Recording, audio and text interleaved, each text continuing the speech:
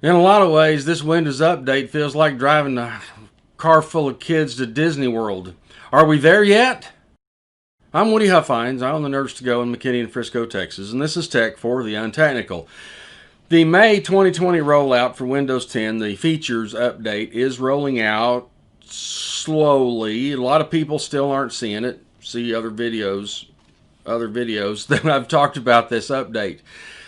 It's not a matter of the Windows update. The press is saying that it's more that the Windows drivers that are out there, that some of the drivers aren't ready yet, and since the drivers aren't ready yet, it's not installing. And a lot of our users are calling us and asking, when am I going to get this update? Should I go get it? Well, first of all, no, you shouldn't go get it. If Windows doesn't offer it to you, there's probably an incompatibility that's going to cause you a problem.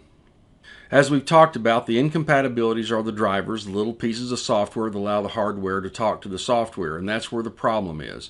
So far, we haven't had any major disconnects. There haven't been any major crashes. The people who have tried to install it, if it didn't work well, they were able to roll back to the installed version, the previous version, and that's been working okay.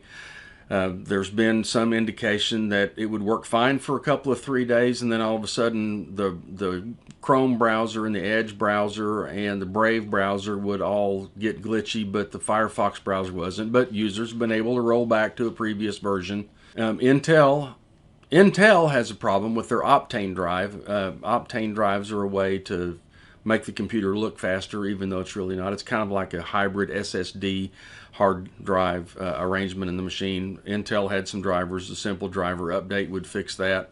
The thing is that there's a wide range of PCs, and we really don't think about how many different components there are to how many different kind of PCs out there. One of our users called and said, well, I've got a new computer. Well, even though your computer may be brand new, if it's using a driver for one of its components, like say the graphics card or the network interface card, or it's using an old driver, even though the computer's new, it doesn't necessarily mean that all the drivers are new, and that's part of what's causing it to slow down and you're not getting it yet. The bottom line is, if you go out on YouTube, you can find a whole bunch of people who are able to force the update, and then it'll give you a bunch of ways to go fix the problems of the update. And generally it's updating drivers, but still, if you force the update and the driver that's incompatible is your display driver, if you can't get to the screen to look at it, it's kind of hard to do things. So yes, I understand. Are we there yet? Are we there yet? Are we there yet? We're not there yet. We'll get there when we get there. Don't force your Windows machine into this Windows update until it offers it to you. And then when it does offer it to you, back up your data before you get started, and then go ahead and do it, and then let it run for several days before you do anything drastic about getting rid of the old Windows, installing the old files, and cleaning up your drive. So, are we there yet? No, we're not. Wait. Be patient. It'll be fun when we get there. I'm Woody Huffines. I own the Nerds to Go in McKinney and Frisco, and this is Tech for the Untechnical.